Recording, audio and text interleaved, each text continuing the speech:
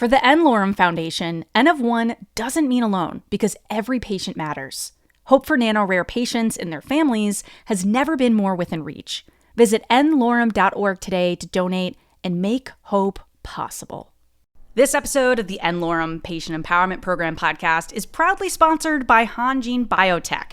With more than 26 years of experience in the nucleic acid industry, Hanjin is a specialized CDMO and raw material supplier committed to providing high-quality and high-value products and services with the best-in-class lead times.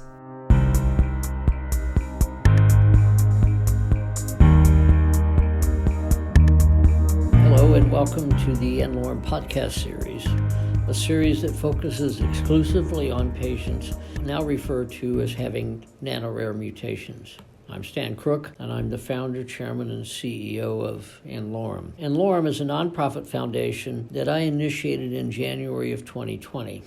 Our mission at n-Lorem is to take advantage of the technology we created at Ionis Pharmaceuticals, Antisense technology, or ASO technology, to discover, develop, and provide experimental ASO treatments to nano-rare patients, and to do that for free for life.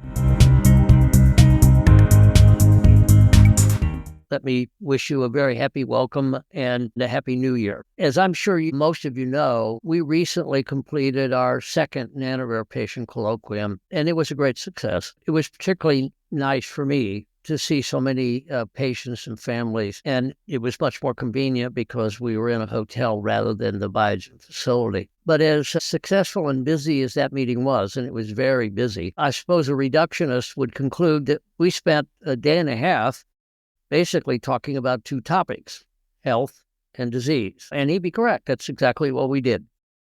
However, health and disease are often presented as binary, where they're healthy or we have a disease. But we know that nothing could be further from the truth. We know that the journey from a healthy phenotype or healthy state to the first manifestations of a disease involves countless molecular steps. And that knowledge is demanding that we change the way we think about health and disease altogether. Instead of focusing on symptoms of disease and trying to treat the symptoms of disease, where we are headed, understanding what is a healthy phenotype, and there are probably several, and how do we sustain a healthy phenotype. And if we are forced to think about treating a disease, the first question we should ask is, what is the molecular cause of the disease? And then how do we develop more effective interventions to the cause of the disease? This is a very fundamental change from treating the symptoms of disease and waiting for those symptoms to occur. And it represents the evolution of knowledge about how we work. Of course, all of that will in turn lead to a new era of longer and better health for all of us. A great step, and one that is going to happen.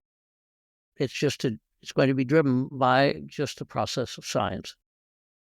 And from a scientific perspective, nano-rare patients are of unique value because in each patient, a single variable, a definable, understandable mutation has caused this enormous shift in phenotype that we recognize as no longer healthy and actually severe and progressive disease. So at n-Lorem, we don't ask, what is the disease? We frankly don't care. We ask, what is the molecular cause of the problems that patient is having?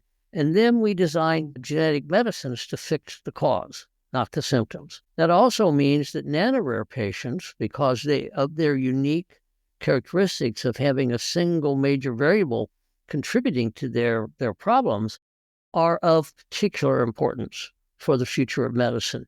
And they are truly pioneer patients driving what I believe will be a very fundamental and very important revolution in health. Einstein famously once said that general relativity was too beautiful to be wrong. And over the years, many scientists have likened great science to art. But to me, great science is much more akin to poetry. A poet condenses incredibly complex concepts, stories, and emotions into the most succinct, emotion-laden expression possible. And in doing that, he gets to the heart of the matter. And a good example, from my perspective, is the first verse of Annabel Lee by Edgar Allan Poe, poem that I believe is perfect. And of course, I'm not alone in that. Many millions of people have thought so over the years because I think it is perfect. Here's the first verse. It was many a year ago in a kingdom by the sea that a maiden there lived, whom you may know by the name of Annabel Lee. And this maiden, she lived with no other thought than to love and be loved by me. In that tiny number of words, Poe tells you so much.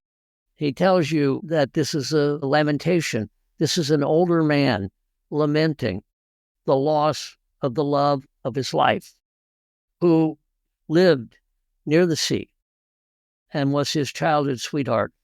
And you know that she's dead. She's gone. I find just the thought of that anyone could actually condense all that into such few words, quite shocking. And so, as I said, what real poets do is they cut through all the noise and they get to the heart and soul of the matter. And that, I think, is what great scientists do. There is often a lot of noise and a lot of theories and a lot of concepts, but great science dissects all that out and gets to the heart and soul of the matter. Think about genomics. It's been known for centuries that information is passed from parent to progeny. But interestingly, the word gene was only coined in 1907. And at the time, the chemical nature, the structure, how a gene might store and use genetic information was entirely unknown. There were plenty of theories, and many theories abounded, and there were many controversies and arguments and knockdown, drag-out fights among scientists about what is a gene. And every bit of that ended in 1953, because in 1953, Watson and Crick published The Structure of DNA and intuited how that structure might store and use genetic information. So in one scientifically poetic moment, the old world ended and a new world began. And it's as fundamental in my mind as the first atomic bomb that dropped in the desert of New Mexico in 1945. And I think of what we understood about biology before Watson and Crick and what we understand today as almost prehistoric. It's that fundamental. And of course, what that led to then was the opportunity to understand the IT system of cells. And as we do that, we are simply writing the latest verse in this epic poem that was begun by Watson Crick in 1953. So you'll hear many times a day probably that we're in the genomic revolution. Indeed, we are. And it is changing things at a rapid pace. But the genomic revolution started in 1953 with Watson and Crick in this one brilliantly poetic scientific moment that changed the world in phenomenal and important ways.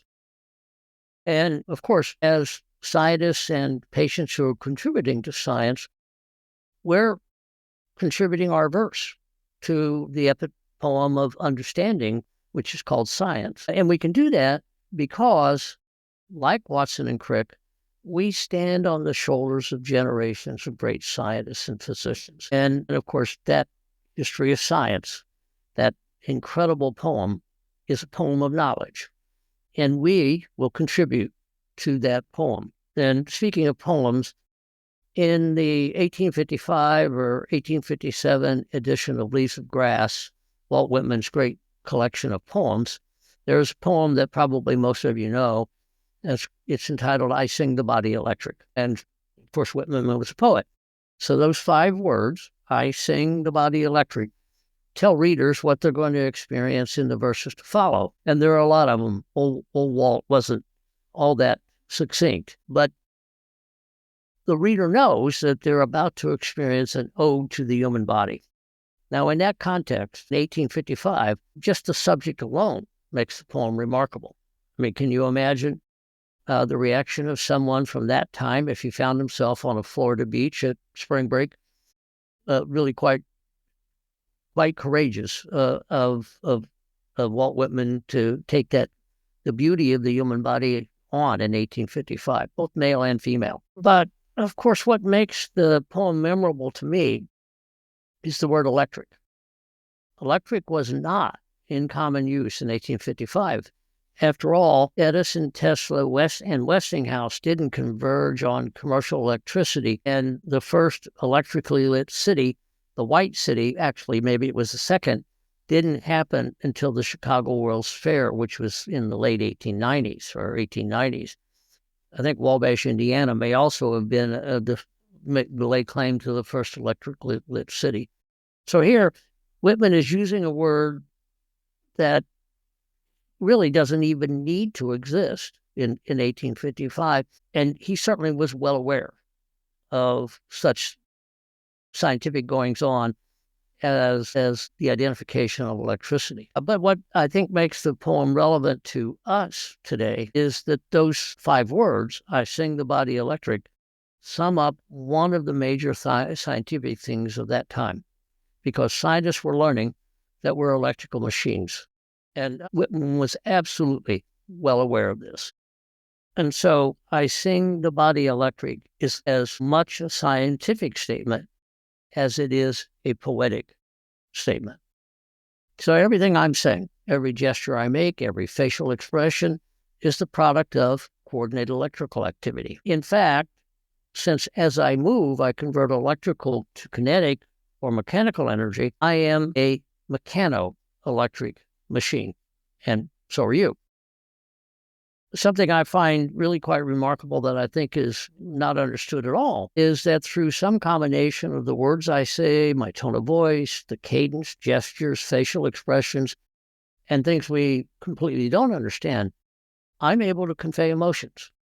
And the vast majority of other humans, irrespective of culture, can decode those signals and understand my intended emotional messages. And that's vital because we're social animals. We are social animals. We need each other. And that will be a central point that I want to make in the coming minutes. So, I Sing the Body Electric summarized the understanding of how humans work in 1855. Again, the 5 words, the magic of poetry. Now, later in the 19th century, scientists learned that we're comprised of cells. And of course, everyone knows that. Everybody knows that we're comprised of cells, and living things are comprised of cells. But if you look up the definition of cell, you'll find all kinds of things that I don't think quite do the job. To me, the simplest definition of a cell is that it is a unit of life. A cell is a unit of life. And at the most fundamental level, a cell does 2 things.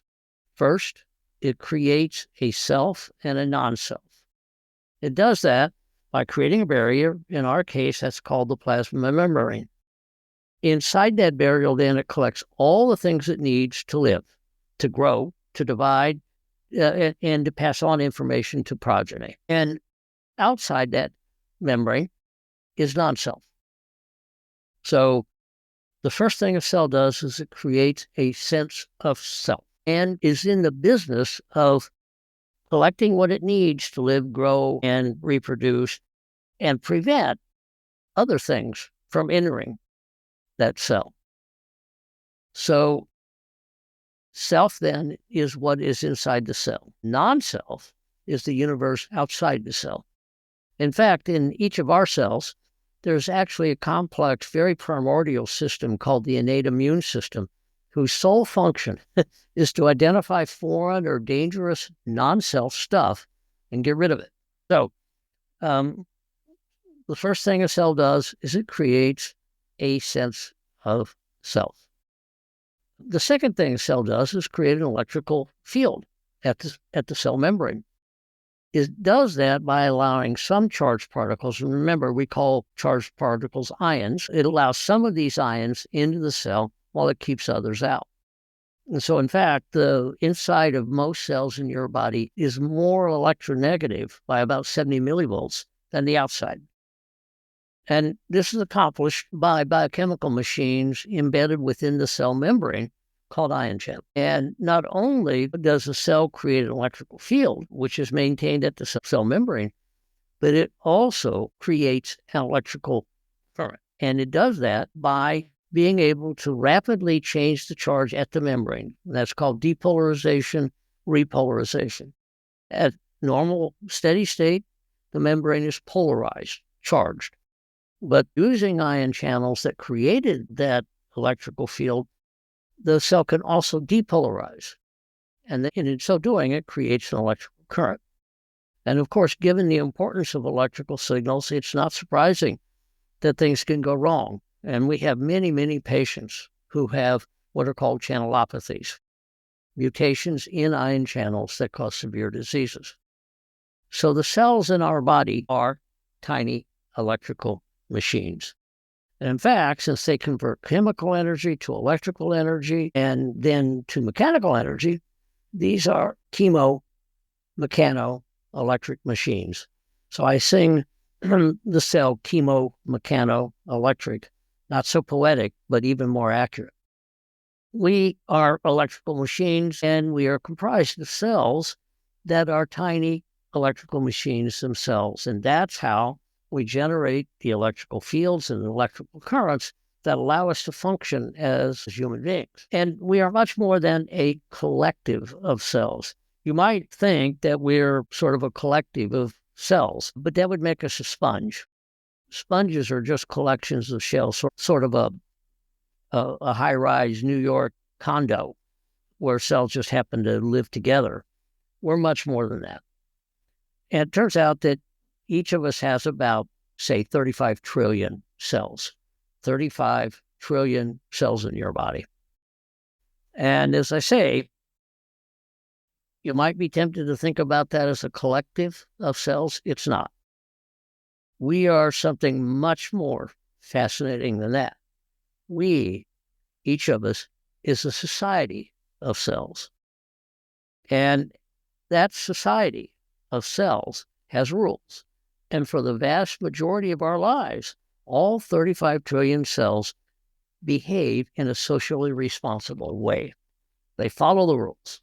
And if necessary, they even sacrifice themselves for the greater good. And so we think of the human society as complex because there are maybe more than 4 billion of us. But the society of cells that form each of us is 35 trillion in number.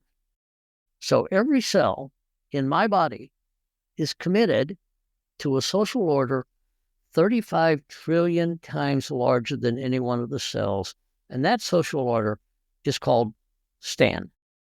So to put a finer point on that, I have an identity. I'm Stan. But I'm comprised of this 35 trillion cells. And all 35 trillion of my cells has an individual identity.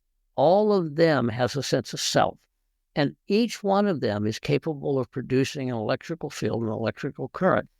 And they come together to create a society, and they spend their time assuring that this greater organism, 35 trillion cells in number, Stan, survives. That, to me, is remarkable. And again, an example of a society behaving according to societal rules to achieve a greater good than could be achieved by a single cell.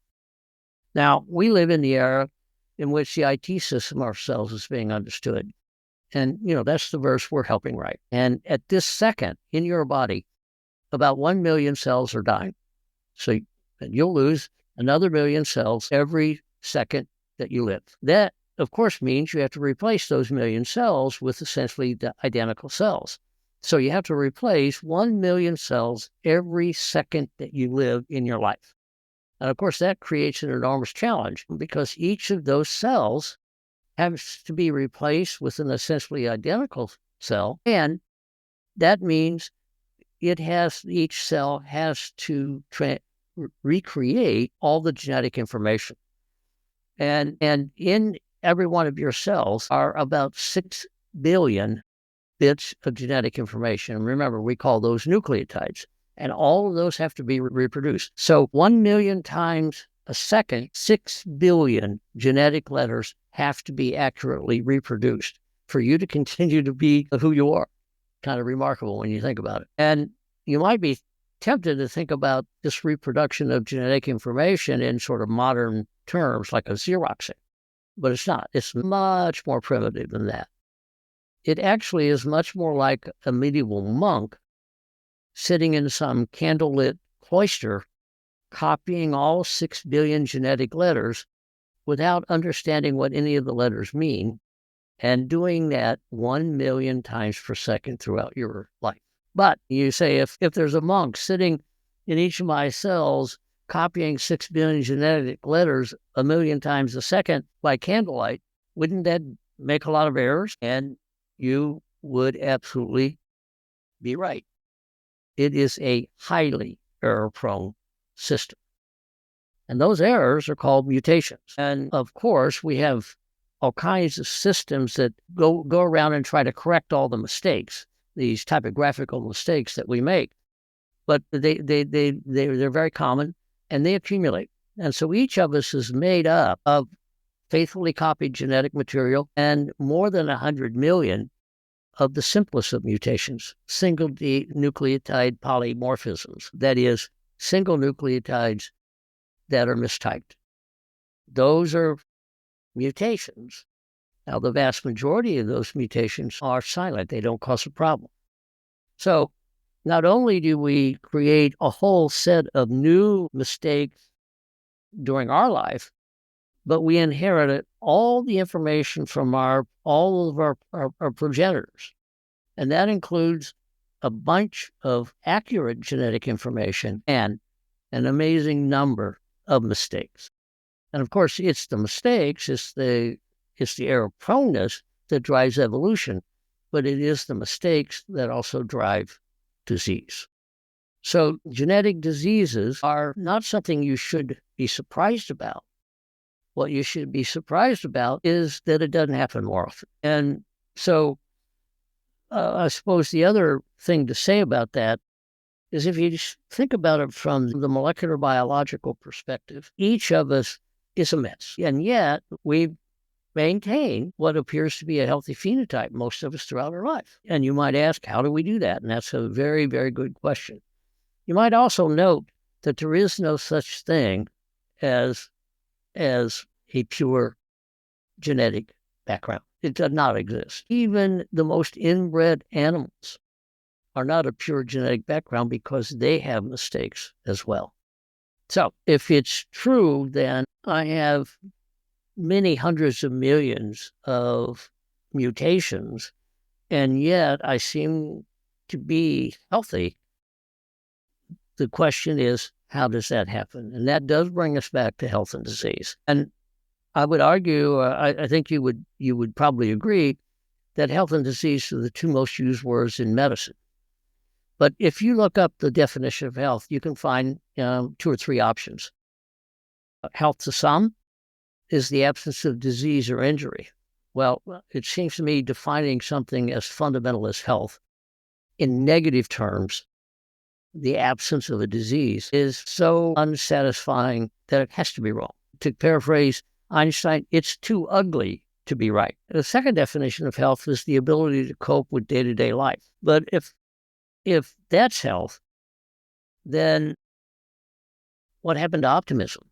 And so I'd like to propose a definition of health. And I would propose that health is a phenotype or a state in which one can robustly respond to changes to one's environment and look forward to the future with optimism and confidence. Whether you like my definition or you prefer some other definition of health, I think the key point is that health is a phenotype, probably several phenotypes. And there must be processes that maintain healthy phenotypes. Otherwise, we couldn't stay healthy with all the mistakes and miseries that we have in our genetic background. So what about disease? Well, the definitions of disease are archaic descriptions of what people look like when they get sick enough to go to a doctor. Definitions of disease lump scores of phenotypes caused by specific molecular mechanisms into large groups that are related only by the fact that the body has very limited choices about how it's going to look when it's really sick. Diabetes is characterized by elevated blood sugar. That's what is the definition. Diabetes is elevated blood sugar. But we know that increased blood sugar can result from many, many manifestations and can lead to terrible other manifestations as we age. So at the molecular causative level, diabetes is scores of molecular diseases. You might think of Susanna as having a neurological or neurodegenerative disease. I don't think her of that way at all. I think she has a KIF1A disease. My point is that old definitions of disease have outlived their usefulness. And at n-Lorem and our patients, we are pioneering a new way of thinking about disease. We ask, what is the molecular cause of the problem the patients experience? And you can see the tremendous benefit of that way of thinking, because as soon as we know the cause, we can begin to think about how to address the cause rather than the symptoms. Well, no matter how you think about disease, the response to learning that we or a loved one has a disease is primal. It's universal, and it's unavoidable. First, fear. Oh my God, does this mean my life might be cut short? Am I going to suffer? What's next? And then we react to the unfairness of it. And it's absolutely natural, perfectly reasonable. And we say, why me? Why my loved one? And today, we have a much deeper understanding of just how unfair disease actually is. We know that all of us are walking around with hundreds of millions of mutations. But your loved one, who has the same total number of mutations as you, has one that causes terrible consequences. So we feel it's unfair because it is. In fact, it's astonishingly unfair. It's just really rotten. And of course, we respond to unfairness the way we've learned to respond, and that's with anger. Unfairness makes us angry. And often we look for someone or something to blame, but with these diseases, there is no one to blame. There's nothing to do. And what follows then is despair and hopelessness. We become depressed, and depression makes it even harder for us to respond effectively. But of course, good people make the best of what life gives them. They work their way through these negative emotions, and they find the energy and the courage to do their best. And nano-rare mutations demand superhuman best efforts from patients and families. At n-Lorem, we're privileged to interact every day with patients and families dealing with nano-rare mutations, and we see humans at their best, at their noblest, at their most resilient, at their most perseverant, and at their most selfless. We see good people contending with fear and anger and disappointments, and still, even encountering those every day, they bounce back. And most of all, we see people who are consumed by travails that are impossible to imagine.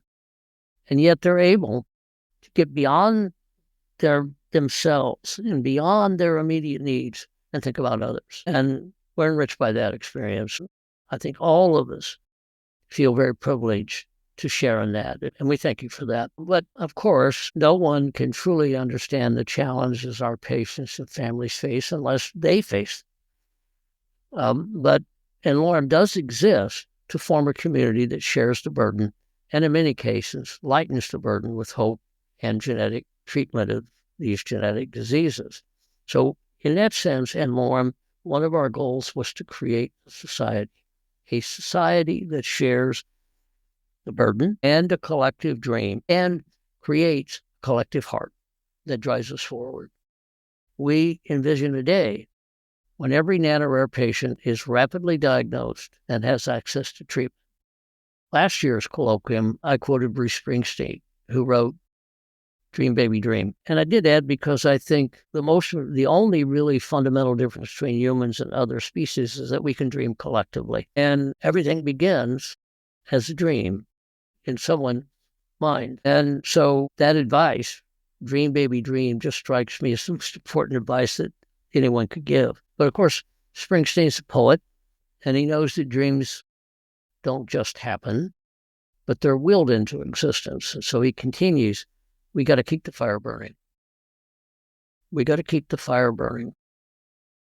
Dreams are realized only by those who work and persevere through daunting challenges, and when necessary, those who make sacrifices for the greater good. So we have a collective heart and a collective dream of a society that we are participating in, and we are striving toward achieving that collective dream. To be where we are today, to have achieved what we've already accomplished, of course, we faced and overcome many challenges and many barriers that people said this couldn't be done. And of course, there will be challenges that we face in the future as well.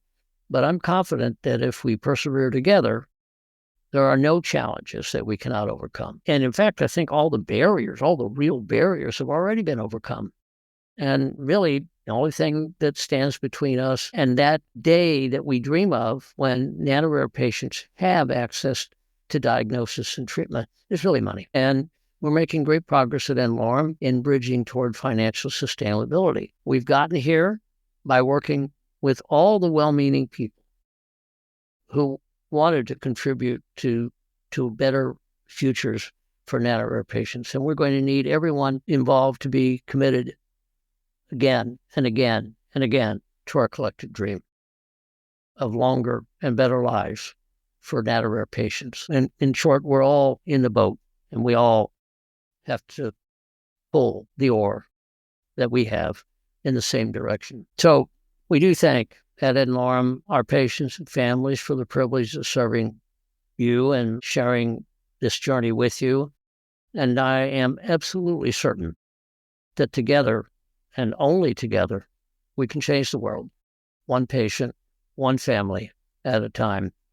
And that, I think, is a dream worth dreaming, a dream worth working toward, a dream worth sacrificing for. We welcome the challenges. n-Lorem is a nonprofit committed to discovering and providing personalized experimental treatments for free, for life, to patients with genetic diseases that affect 1 to 30 patients worldwide, referred to by n-Lorem as nano-rare. Many of these patients progress and die without ever achieving a diagnosis. This is where n-Lorem comes in. They do the impossible by providing hope, and for those that they can help, free lifetime treatment.